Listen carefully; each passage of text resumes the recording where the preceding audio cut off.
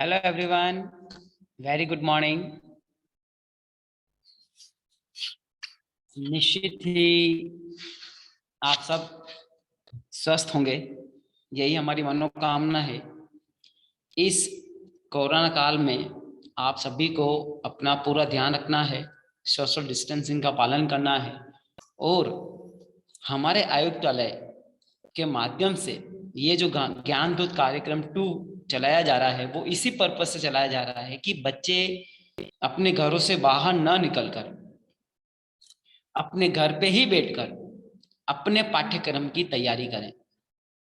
उसी के संदर्भ में इस कार्यक्रम को आयुक्तालय के सौजन्य से यहाँ पर हम आपको आपके सब्जेक्ट से संबंधित ई कंटेंट अपने YouTube चैनल के माध्यम से प्रोवाइड कराएंगे और निश्चित ही हम आपकी सारी समस्याओं को इस प्लेटफॉर्म के माध्यम से उसको जल्द से जल्द और किसी भी प्रकार से उसको खत्म करने की कोशिश करेंगे।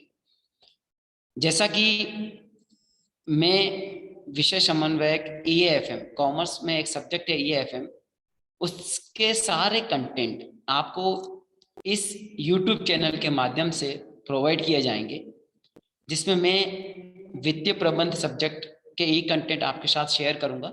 ऐसे ही और भी कई सारे सब्जेक्ट हैं जिनके कंटेंट हमारे सब्जेक्ट स्पेशलिस्ट फैकल्टीज के माध्यम से इस लिंक इस YouTube चैनल पर आपको शेयर किए जाएंगे। इससे संदर्भित अगर आपको कोई क्वेरीज हैं तो आप अपनी क्वेरीज को YouTube चैनल के माध्यम से या मैसेजिंग के माध्यम से शेयर करना, तो लाइव सेशन के माध्यम से हम आपकी क्वेरीज का भी सॉर्ट आउट करेंगे। तो आज मैं आपको वित्तीय प्रबंध सब्जेक्ट का पहला टॉपिक है वित्तीय प्रबंध एक परिचय। हम आज बात करेंगे वित्तीय प्रबंध एक परिचय, यानी हम आपको बताना चाह रहे हैं वित्तीय प्रबंध क्या है, उसके बारे में एक छोटी सी जानकारी मैं आपको प्रोवाइड कर दूं, क्योंकि एक बहुत बड़ा सब्जेक्ट है फाइनेंशियल मैनेजमेंट। और जब आप इस ग्रेजुएशन के बाद पोस्ट ग्रेजुएशन करेंगे, MCOM करें या MBA करें, तो फाइनेंशियल मैनेजमेंट एक ऐसा सब्जेक्ट जो हर सिलेबस के अंदर कवर किया जाता है और इसकी इम्पोर्टेंस है और एक बहुत अच्छा सब्जेक्ट है, तो इसके बारे में जानकारी होना बहुत जरूरी है। तो इस प्लेटफॉर्म के माध्यम से, इस YouTube चैनल के माध्यम से मैं आपको वित्तीय प्रबंध के कई सारे कंटेंट इस कार्यक्रम के तहत आपके साथ शेयर करूंगा। तो आज हम बात कर रहे हैं वित्तीय प्रबंध एक परिचय कि वित्तीय प्रबंध क्या है। तो जब हम वित्तीय प्रबंध की बात करें, वित्तीय प्रबंध में हम दो वर्ड ले रहे हैं, प्रबंध और वित्त। वित्त का मतलब, आप क्योंकि सब कॉमर्स के स्टूडेंट हैं तो उसको ज्यादा एलोबरेट ज्यादा बताने की जरूरत नहीं है, वित्त या फाइनेंस। और एक बिजनेसमैन के लिए फाइनेंस की क्या इंपॉर्टेंस है ये हम सब जानते हैं कि कोई भी व्यवसाय तभी सफल हो सकता है जब उसके पास एडिक्वेट फाइनेंस हो। कोई भी व्यवसाय तभी सफल होगा जब उसके पास पर्याप्त पूंजी हो। अगर हमारे पास पर्याप्त पूंजी है, रिक्वायर्ड मनी है, तो बिजनेस को चलाना आसान हो जाता है। दो चीजें इसमें अपन बात करेंगे, एक होता है ओवर कैपिटलाइजेशन, एक होता है अंडर कैपिटलाइजेशन।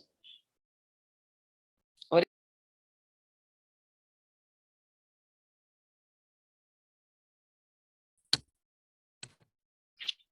तो जब पूंजी संरचना की हम बात करने जा रहे हैं,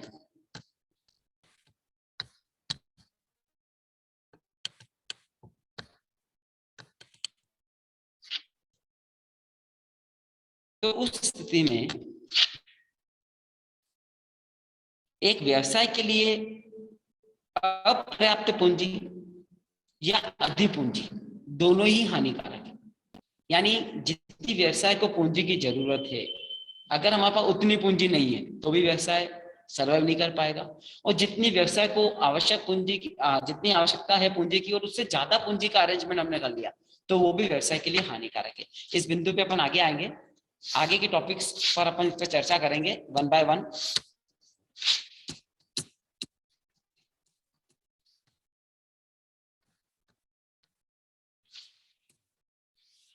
वित्त व्यवसाय का आधार है। वित्त व्यवसाय का आधार है। वैसे में सफलता प्राप्त करने के लिए पर्याप्त वित्त की समुचित व्यवस्था आवश्यक है। यानी व्यवसाय की सफलता में को प्राप्त करने के लिए पर्याप्त वित्त की समुचित व्यवस्था करना, यानी व्यवसाय को कितने फंड्स की रिक्वायरमेंट है उसकी समुचित व्यवस्था करना। यानी जब आप पूंजी की व्यवस्था करते हैं तो पूंजी की व्यवस्था के लिए आप किन किन सोर्सों का यूज कर रहे हैं, आपके पास सोर्स क्या है, तो आपको पता होना चाहिए। अगर वेरियस सोर्स की बात करें, मार्केट से अगर हम पूंजी ले रहे हैं तो पूंजी को हम कहां से प्राप्त कर सकते हैं? There are so many source are available for getting money या गेटिंग कैपिटल्स। तो first equity share holders and second डेब्ट। हम यहाँ दो की बात करेंगे, इक्विटी और डेब्ट की। यानी हमारे पास इक्विटी अवेलेबल है फंड्स को जनरेट करने के लिए और एक डेब्ट अवेलेबल है फंड्स को जनरेट करने के लिए। आगे लिखा है वर्तमान में वित्त व्यवसाय जीवन रक्त के समान है। जिस प्रकार शरीर में होने वाला रक्त संचार विभिन्न अंगों को स्फूर्ति प्रदान करता है, उसी प्रकार वित्त व्यवसाय क्रियाओं को सफल एवं कुशल बनाता है। यानी हमने यहाँ पर फाइनेंस को जीवन के रक्त से जोड़ा है, ब्लड से जोड़ा है। एक व्यवसाय के लिए फाइनेंस की क्या इंपोर्टेंस है, फाइनेंस की इंपोर्टेंस क्या है? जैसे एक बॉडी, एक मानव जीवन में रक्त की इंपोर्टेंस है। बॉडी में रक्त जिस प्रकार से रोटेट होता है, रक्त का होता है, जैसे व्यवसाय के लिए भी फंड्स का रोटेशन होना, फंड्स का रोटेशन होना जरूरी है। आगे उसी व्यवसायों को सफल एवं कुशल बनाता है। वित्त व्यवसाय को सफल एवं कुशल बनाता है।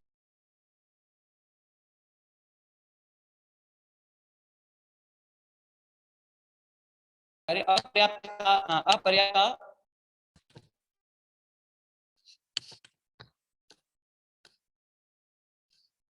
के कारण कोई भी व्यावसायिक संगठन सफल नहीं बन सकता। यानी अगर वित्त की अपर्याप्तता के कारण अगर आपके पास एडिक्वेट फंड्स नहीं है तो कोई भी व्यवसाय सफल हो इसकी कोई गारंटी नहीं है।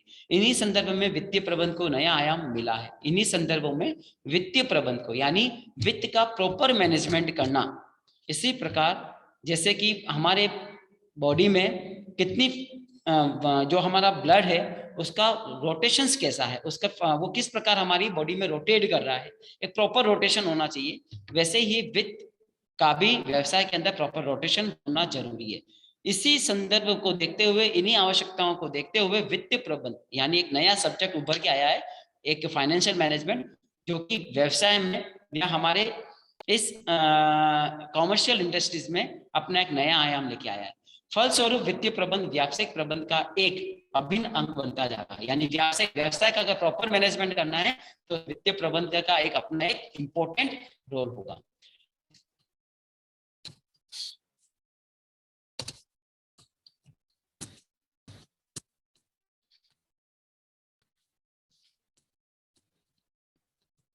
अब आगे बात आती है कि वित्त जो है, फाइनेंस है, उसको दो भागों में बांटा है। पहला है सार्वजनिक वित्त, पब्लिक फाइनेंस, और दूसरा है प्राइवेट फाइनेंस। एक होता है सार्वजनिक वित्त।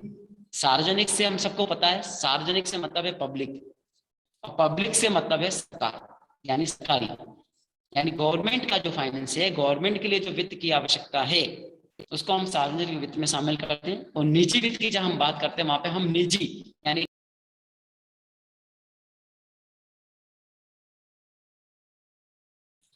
सार्वजनिक वित्त की अगर हम बात करें तो सार्वजनिक वित्त में हम किसको शामिल करते हैं कि सार्वजनिक वित्त के अंतर्गत सरकारी या राजकीय वित्त का अध्ययन किया जाता है। यानी सरकार या राज्य की, दोनों ही एक ही बात है, सरकार बोले या राजकीय बोले दोनों ही एक ही वर्ड है। यानी सरकार के पास फंडिंग कैसे क्रिएट की जाती है, सरकार फंडिंग कैसे लेती है। मैं कॉल करता हूँ वापस आपको 2 मिनट, मैं क्लास ले रहा हूँ। हाँ हाँ,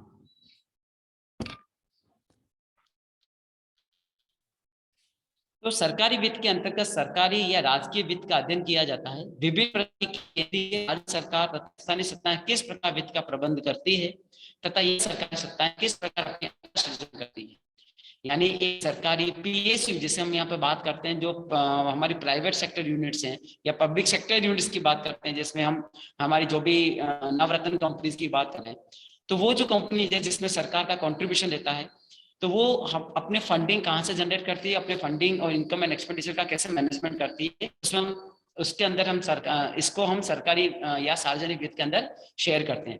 सार्वजनिक वित्त के अंतर्गत सरकारी संस्थाओं की आय व्यय तथा ऋण से संबंधित गतिविधियों का अध्ययन किया जाता है। यानी एक होता है public revenue, public expenditure and public डेब्ट, ये सारी चीजें पब्लिक फाइनेंस का पार्ट है। पब्लिक फाइनेंस के रिगार्डिंग जो भी चर्चाएं की जाती है वो सार्वजनिक वित्त का भाग होता है।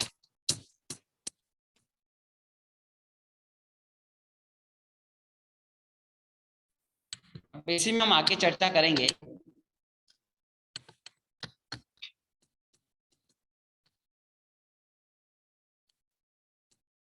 निजी वित्त की। निजी वित्त के अंतर्गत निजी संस्थाओं की आय व्यय एवं ऋण संबंधी गतिविधियों का अध्ययन किया जाता है।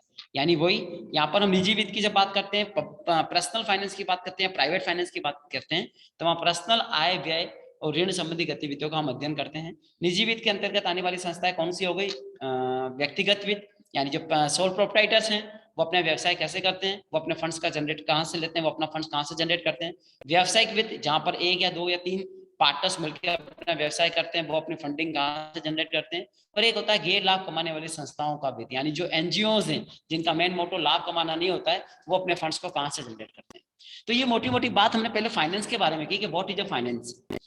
फाइनेंस के बाद आता है वित्तीय प्रबंध। अब एक्चुअली हम बात कर रहे हैं वित्त प्लस प्रबंध की। तो वित्तीय प्रबंध का अर्थ और परिभाषाओं पर अगर हम चर्चा करें तो व्यापक रूप में वित्तीय प्रबंध दो शब्दों का समूह है। पहला प्रबंध वित्तीय, दूसरा है प्रबंध। सामान्यतः वित्तीय शब्द का आशय व्यवसाय क्रियाओं की धन प्राप्ति के साधनों को जुटाना तथा व्यवसाय की मौद्रिक आवश्यकताओं को पूरा करना है। यानी वित्त का मतलब यह है कि व्यवसाय क्रियाओं को धन प्राप्ति के साधनों को जुटा करना है। यानी कोई भी व्यवसाय अगर आप सुचारू रूप से चलाना चाहते हैं तो उसको जो भी संसाधनों की जरूरत है, उन संसाधनों के लिए आपको फंड्स की जरूरत पड़ती है और उन फंड्स से आप वो संसाधन खरीद कर व्यवसाय को प्रोवाइड करोगे। तो उन संसाधनों के लिए आपके व्यवसाय को कितनी मौद्रिकता की आवश्यकता है। तो कोई भी वित्त आप कहां से अरेंज कर रहे हैं, कितना अरेंज कर रहे हैं, किस कॉस्ट पे अरेंज कर रहे हैं और उसका प्रॉपर यूटिलाइजेशन कर रहे हैं या नहीं कर रहे हैं। तो वित्त का क्या रोल है व्यवसाय में कि आवश्यक संसाधनों को खरीदकर व्यवसाय को उन संसाधनों को व्यवसाय को उपलब्ध कराना वित्त की जिम्मेदारी है। और जब प्रबंध की बात करते हैं तो प्रबंध से आशय किसी उपकरण के उद्देश्यों को प्राप्त करने हेतु मानवीय क्रियाएं तथा भौतिक संसाधनों का कुशलतम उपयोग से है। यानी अगर आपने अपने व्यवसाय को फंड्स अरेंज करके दे दिए, बट फंड्स अरेंज करने के बाद अगर आप उन फंड्स का प्रॉपर यूटिलाइजेशन नहीं कर रहे हैं तो वो फंड्स आपके व्यवसाय की सफलता को निश्चित नहीं कर पाएंगे। आपको उन फंड्स का प्रॉपर यूटिलाइजेशन करना है तो आपके व्यवसाय में के उपयोग में आने वाली मानवीय क्रियाएं, जो भी ह्यूमन एक्टिविटीज हैं, जो एचआर है, ह्यूमन रिसोर्सेज हैं, और जो भी भौतिक संसाधन है, उनका आपको कुशलतम उपयोग करना है, उनका अधिक से अधिक उपयोग करना है, तभी जाके आप minimum cost per maximum returns earn कर पाएंगे। अब हार्वर्ड एंड उपटन के अनुसार वित्तीय प्रबंध की एक अलग से डेफिनेशन दी गई है कि वित्तीय प्रबंध से आशय नियोजन एवं नियंत्रण कार्यों को वित्त कार्यों पर लागू करना है। यानी नियोजन एवं नियंत्रण कार्यों को वित्त कार्यों पर लागू किया जाए। देखो दो इंपॉर्टेंट चीजें, जब हम कोई भी कार्य करते हैं, व्यवसाय जब हम करते हैं तो व्यवसाय को सुचारू रूप से संचालन के लिए आपको उसकी प्रॉपर प्लानिंग आनी चाहिए। यानी कोई भी कार्य जब आप कर रहे हैं तो उस कार्य को करने से पहले आप प्लान कर लें कि हमें उस कार्य को करना कैसे है, उसकी व्यू रचना तैयार कर दें कि इस काम को हमें किस प्रकार करना है। तो प्लानिंग के समय हमें पता चल जाएगा कि इस कार्य को करने में हमें किन किन संसाधनों की आवश्यकता है, कितने फंड्स की आवश्यकता है। तो हम उन कार्यक्रम के इम्प्लीमेंट करने से पहले ही उन की आवश्यकताओं की पूर्ति या जो आवश्यक संसाधन है, जो आवश्यक पूंजी है, उसकी पूर्ति पहले से ही करके रखें। तत्पश्चात जब हम उसका इम्प्लीमेंटेशन करते हैं तो इम्प्लीमेंटेशन करने के समय जब आपको रिजल्ट्स मिलते हैं तो रिजल्ट्स के समय हम उसकी कंट्रोलिंग कर पाए। अगर आपके पास प्रॉपर व्यू रचना है तो उस व्यू रचना के समय आपको कितनी पूंजी की आवश्यकता है, कितनी संपत्तियों की आवश्यकता है, वो आपने पहले से अरेंज कर ली, और वो अरेंज करने के बाद आप उस पर प्रॉपर नियंत्रण कर पाएंगे। तो अगर आप किसी भी प्रोग्राम या किसी भी ऑब्जेक्टिव्स के लिए प्रॉपर प्लानिंग करते हैं तो प्रॉपर प्लानिंग के बाद आप उस पर कंट्रोलिंग भी प्रॉपर कर पाएंगे। और अगर आपने उस पर प्रॉपर कंट्रोलिंग की तो आपके पास उस ऑब्जेक्टिव का बेटर रिजल्ट मिलेगा। तो हार्वर्ड एंड उपटन ने यही परिभाषा आपको दी है कि वित्तीय प्रबंधन से आशय नियोजन एवं नियंत्रण कार्यों को वित्त कार्यों पर लागू करना है। सेम थिंग जेएल मैसी ने भी अपनी परिभाषा दी है वित्तीय प्रबंधन से संबंधित कि वित्तीय प्रबंध एक व्यवसाय की वह संचालनात्मक प्रक्रिया है जो कुशल प्रचालनों के लिए आवश्यक वित्त को प्राप्त करने तथा उसका प्रभावशाली ढंग से उपयोग करने के लिए उत्तरदायी होता है। यानी वित्तीय प्रबंध एक शाखा है, किसकी शाखा है? व्यावसायिक प्रबंध की। तो वित्तीय प्रबंध क्या करता है? वित्तीय प्रबंध कहता है या करता है कि आपने जो फंड्स यूज किए हैं, आपने फंड्स जो लिए हैं व्यवसाय में, उस फंड्स का क्या वाकई व्यवसाय की सफलता में प्रभावी रूप से उसका उपयोग किया गया है या नहीं। अगर आपने अपने फंड्स का प्रभावी तरीके से उपयोग किया है तो निश्चित ही आपका व्यवसाय आपको अच्छे रिटर्न्स प्रोवाइड करेगा। तो जेएल मैसी ने अपनी परिभाषा में यही बोल रहा है कि वित्तीय प्रबंध एक व्यवसाय की वह संचालनात्मक यानी ऐसी संचालनात्मक होना है, ऐसा होना चाहिए जो कुशल प्रचालनों के लिए आवश्यक वित्त को प्राप्त करने तथा उसका प्रभावशाली ढंग से उपयोग करने के लिए उत्तरदायी होता है। अब हम बात करते हैं वित्तीय प्रबंध की विशेषताएं एवं प्रकृति। जब हम वित्तीय प्रबंध की विशेषताएं एवं प्रकृति की बात करते हैं कि क्या विशेषताएं हैं, वित्तीय प्रबंध क्यों अपनाना चाहिए, व्यवसाय के लिए वित्तीय प्रबंध की क्या भूमिका है, और क्या वित्तीय प्रबंध करने से व्यवसाय को क्या लाभ होगा, और लाभ होगा तो कितना होगा, क्या वाकई हम कम एफर्ट्स में मैक्सिमम रिटर्न ले पाएंगे। तो उससे संदर्भित वित्तीय प्रबंध की कुछ विशेषताएं आपको दे रखी है। उसमें सबसे पहला आता है वित्त का नियोजक एवं नियंत्रण। अगर आप वित्तीय प्रबंध का एक शाखा अपने व्यवसाय के अंदर ओपन करते हैं और वो फाइनेंशियल मैनेजर जिसको आपने अपॉइंट किया, वो फाइनेंशियल मैनेजर का काम है कि जो फंड्स आप यूज कर रहे हैं उस फंड्स की प्रॉपर प्लानिंग के एक व्यवसाय को कितने फंड्स की रिक्वायरमेंट है उसकी प्रॉपर प्लानिंग की जाए और उसका प्रॉपर कंट्रोलिंग की जाए। अगर आप प्रॉपर प्लानिंग एंड कंट्रोलिंग करेंगे तो डेफिनेटली आप कम कॉस्ट पे मैक्सिमम रिटर्न्स अपने व्यवसाय के लिए जनरेट करेंगे। सेकंड बिंदु की अगर बात करें तो व्यावसायिक सफलता का निर्णय, यानी एक वित्तीय प्रबंध अगर आपका प्रॉपर तरीके से किया जा रहा है तो निश्चित ही आपके व्यवसाय की सफलता आपके वित्तीय प्रबंध के कुशल कार्यक्रम का निर्णायक तत्व होगा। अगर आपका वित्तीय प्रबंध बहुत अच्छा है तो आपकी व्यवसाय की सफलता भी निर्णायक होगी और निश्चित ही आपका व्यवसाय सफलता की ओर बढ़ेगा। तीसरे बिंदु की अगर बात करें कि प्रबंधकीय मंडल में वित्तीय प्रबंध की भूमिका। प्रबंधकीय मंडल यानी बोर्ड ऑफ डायरेक्टर्स हैं या बोर्ड ऑफ मेंबर्स हैं, वो बोर्ड ऑफ मेंबर्स के लिए भी अगर आपने किसी अपनी अलग अलग डिपार्टमेंट के साथ वित्तीय प्रबंध का भी एक डिपार्टमेंट ओपन किया है, एक फाइनेंशियल मैनेजर अपने फर्म के अंदर अपॉइंट किया है, तो डेफिनेटली जो बोर्ड ऑफ मेंबर है तो वो उनके फाइनेंशियल मैनेजर के साथ मिलकर अपने व्यवसाय के लिए कितने फंड्स की रिक्वायरमेंट है, कितने फंड्स हमें लगाना है व्यवसाय के अंदर और हमें कितना रिटर्न ये फंड्स लगाने पे मिल सकता है, उसमें अपना एक इंपॉर्टेंट रोल प्ले करेगा फाइनेंशियल मैनेजमेंट। फिर आता है व्यावसायिक समन्वय, यानी वित्त जो है वो कोई भी डिपार्टमेंट हो, आपका एचआर डिपार्टमेंट हो, मार्केटिंग डिपार्टमेंट हो, सेल्स डिपार्टमेंट हो, आर&डी डिपार्टमेंट हो, जो भी डिपार्टमेंट आपके व्यवसाय के सफल संचालन के लिए जरूरत है, उन सब डिपार्टमेंट के अंदर एक समन्वय, एक कोऑर्डिनेटर का काम करता है फाइनेंशियल मैनेजमेंट, क्योंकि जो फाइनेंस है वो सारे डिपार्टमेंट की आवश्यकता है, तो उन सारे डिपार्टमेंट के साथ एक समन्वय, एक कोऑर्डिनेशन बनाए रखता है फाइनेंशियल मैनेजमेंट। नेक्स्ट पॉइंट है व्यावसायिक प्रबंधकीय क्षेत्र का केंद्रीय बिंदु, यानी सेंट्रलाइज पॉइंट, यानी कोई भी आप मैनेजरियल डिसीजंस ले रहे हैं, आपका जो मैनेजरियल एरियाज हैं उसका जो सेंट्रल पॉइंट है वो फाइनेंशियल मैनेजमेंट है, क्योंकि हर कंपनी चाहती है कि मिनिमम पैसा लगाकर मैक्सिमम रिटर्न्स अर्न किए जाएं। तो अगर आप मिनिमम कैपिटलाइज्ड अमाउंट के साथ मैक्सिमम रिटर्न्स कमाने हैं तो आपको कोई भी मैनेजरियल डिसीजंस अगर आपको लेना है तो वो आप प्रॉपर फाइनेंशियल मैनेजमेंट को सेंट्रलाइज करके ले सकते हैं। नेक्स्ट पॉइंट है सतत प्रशासनिक प्रक्रिया, यानी ये जो सतत प्रशासनिक प्रक्रिया, ये एक सतत चलने वाली प्रशासनिक प्रक्रिया है, आप कहीं रुक नहीं सकते हैं।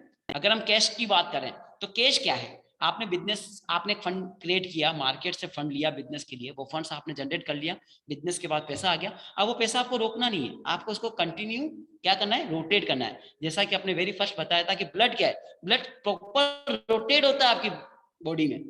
जैसे अगर आपकी बॉडी के अंदर ब्लड का प्रॉपर सर्कुलेशन है, इट मीन्स आप स्वस्थ हैं, आप बहुत अच्छे से आपके कार्यों को, दैनिक कार्यों को बहुत अच्छे से कर रहे हैं, आप हमेशा एंथुसियास्टिक रहेंगे। सेम चीज अगर आपका जो फंड है, वो फंड व्यवसाय का जो फंड है, जो फंडिंग आपने मार्केट से लिए, वो प्रॉपर तरीके से व्यवसाय में यूज आ रही है, इट मीन्स आपका व्यवसाय का संचालन, आपके व्यवसाय का क्रिएशन बहुत अच्छा है, व्यवसाय स्वस्थ है।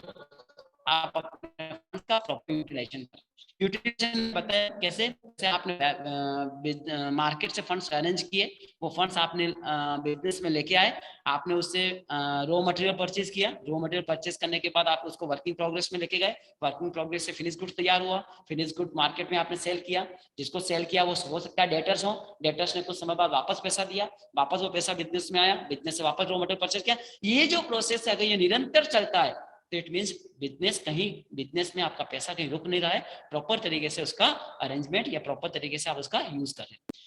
नेक्स्ट पॉइंट है लेखांकन कार्य से भिन्न। एक चीज बहुत इंपॉर्टेंट है यहाँ पर कि financial management is not a part of the accountancy. लेखांकन एक अलग चीज है, फाइनेंशियल मैनेजमेंट अलग चीज है। लेखांकन कार्यों में जहां हम लेखांकन सिद्धांतों की बात करते हैं, फाइनेंशियल मैनेजमेंट में इसके कोई सिद्धांत नहीं है, इसकी कोई थ्योरीज नहीं है। हम यहाँ पे कोई अकाउंटिंग स्टैंडर्ड्स की बात नहीं करेंगे जैसा कि हम लेखांकन कार्यों में बात करते हैं।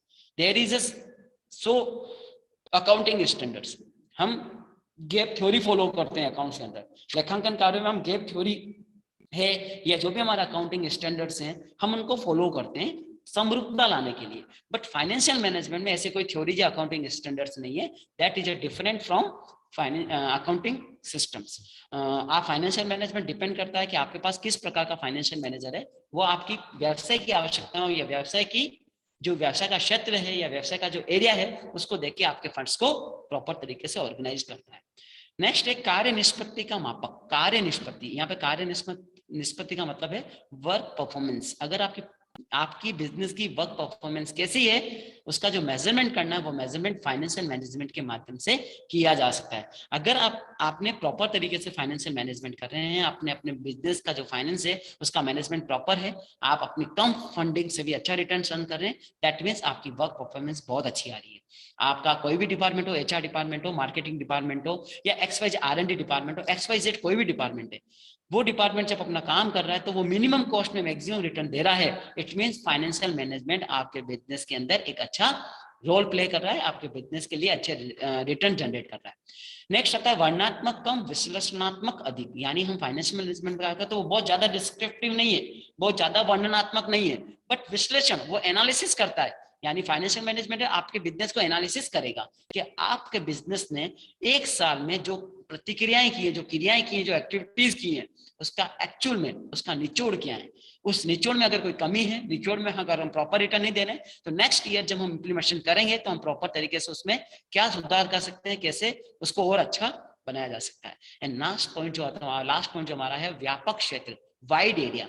यानी फाइनेंशियल मैनेजमेंट अपने आप में एक बहुत व्यापक क्षेत्र है, जैसा कि हमने बताया कि हर डिपार्टमेंट के अंदर फाइनेंशियल मैनेजमेंट का रोल है। फाइनेंशियल मैनेजमेंट अपने आप में एक डिपार्टमेंट नहीं है, फाइनेंशियल मैनेजमेंट अपने आप, फाइनेंशियल मैनेजमेंट का अपने आप किसी न किसी डिपार्टमेंट के साथ एक कोऑर्डिनेशन होगा। अगर आपका प्रॉपर फाइनेंशियल मैनेजमेंट है, प्रॉपर आपके कंपनी के अंदर एक फाइनेंशियल मैनेजर को अपॉइंट किया है, तो वो फाइनेंशियल मैनेजर हर डिपार्टमेंट के साथ कोऑर्डिनेट करके कम कॉस्ट में मैक्सिमम रिटर्न देने की कोशिश करेगा। तो मोटा मोटा हम बात करें फाइनेंशियल मैनेजमेंट की, तो that is a important introduction of the financial management, जो कि एक समरी हम कह सकते हैं फाइनेंशियल मैनेजमेंट की क्या इंपॉर्टेंस है एक व्यवसाय के लिए।